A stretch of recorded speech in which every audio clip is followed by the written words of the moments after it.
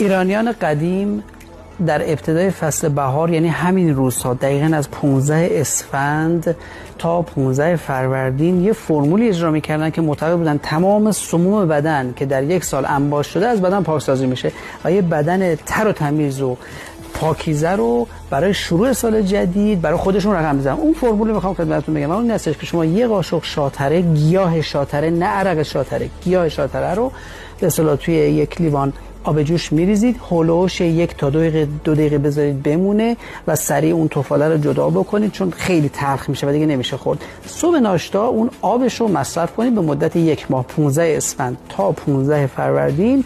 سموم 1 سال از بدنتون میره و با یه بدن سرحال، قوی و شاداب به استقبال سال جدید میرید و سال پرخیر و برکتی رو شروع میکنید.